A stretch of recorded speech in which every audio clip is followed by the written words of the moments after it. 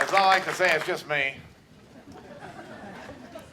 Big thank you to Fred for his kind words. You know, last fall, some of you may have been there when we dedicated a bust of Václav Havel at the Capitol.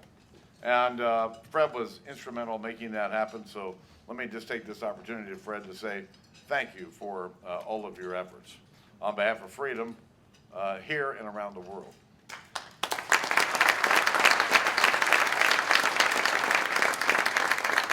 Maria, it's nice to see you. Thanks for donating your time for this important effort.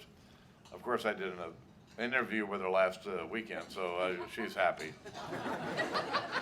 Speaking of freedom fighters, let me thank Doug Holtz-Eakin for asking me to be here. I don't think the timing could be better. In just a couple of hours ago, I was over at the White House where we did the first real entitlement reform in America that's happened in almost 20 years. And, you know, last year we had, about a year ago, we had patched the so-called doc fix for the 17th time in 11 years. And I looked at my staff and I said, all right, that's it. Enough's enough. I'm not doing this again. And so we were able to work on a bipartisan basis to make this accomplishment. Doctors are getting paid on performance, not just paid based on how many services they provide to our seniors. And I think beneficiaries are going to be able to think more like consumers when it comes to dealing with their health care choices. This is the free market approach to reducing cost. And over the next 20, 30, 40 years, it's going to save hundreds and hundreds of billions of dollars. And we're going to do all this without raising taxes. Now, listen, much more needs to be done, but this is the first good step. Now, to many, it seemed like this agreement came out of nowhere. This all came together at the last moment. But we know that reforms like this just don't happen. We know government's not going to come up with solutions like this on their own. A solution that breaks the cycle of short-term fixes, that saves taxpayer monies, doesn't raise taxes. Washington is not going to come up with a solution like that. Those ideas come from people who are willing to push, test, and debate the real issues in the public arena. And it's a heavy lift, and even heavier when you got the challenges of big government and the bureaucracy always in your way. But it's exactly what the American Action Forum does. And tonight, I want to say thank you to all of you for working with Doug and with the forum to really help produce good ideas and to promote those really good ideas that help us in a big way. And so, very simply, thank you. Together, we can look over the last 4 years with a lot of big accomplishments. Whether it's banning earmarks, improving job training programs for the first time since the 1990s, protecting 99% of the American people from an increase in their taxes, and the most significant spending reductions in modern history, putting us on track to save some $2.1 trillion in discretionary spending. You know, there's a reason why the budget deficit is half of what it was just 4 years ago.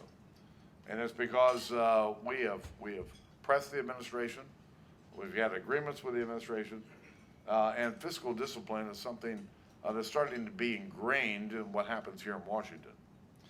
But listen, our economy's got a long way to go. But we know that our policies are making a big difference.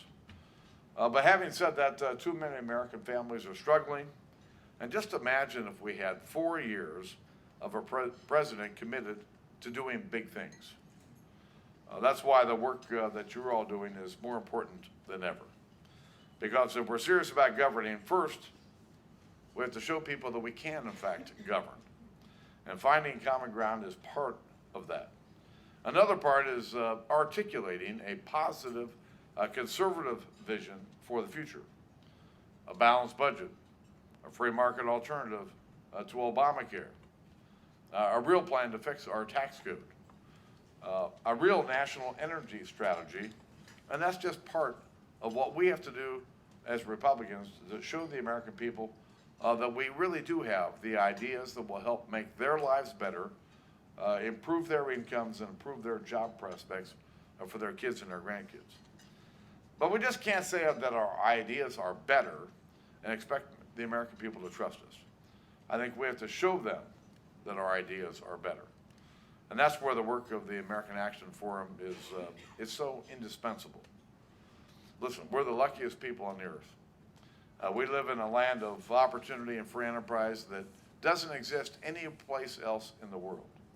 I mean, no place else in the world can a guy who grew up with 11 brothers and sisters whose dad owned a bar could be Speaker of the House. It just doesn't happen in any other country around the world. And you know, we all take this for granted what we have.